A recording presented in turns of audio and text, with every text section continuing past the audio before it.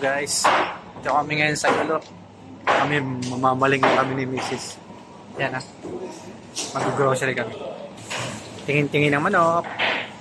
Kung gusto mong magkaroon ng sakit sa diabetes, ito, ayan, tirahin mo yan. At KitKat yan ha. Tama ba yung spelling ng Pilipinos?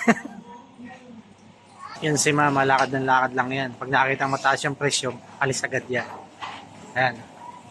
Yung langka nila, 300 pesos. Yung rambutan nila, 450 pesos sa pera natin. Sabi ko kay Mrs., puting itlog na lang yung kuhain namin. Kasi gusto niya kasi brown. Sabi ko, kakamutin ko na lang. So yun guys, ganyan kahaba.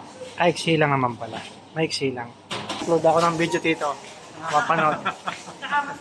Kasabay pa kami dito. Ayun, malungkot yung Mrs. ko. Nakarami yata kami. Naghiwalay na kami dito kasi sa baba siya nakaparking, kami sa taas. So, pauwi na rin. Yun guys, ayan kotse natin. Uuwi na kami. Hintay na si CJ. Tapos post.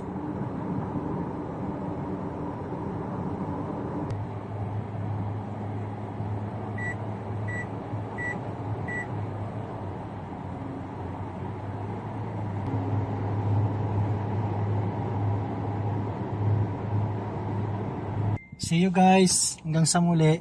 Bye-bye.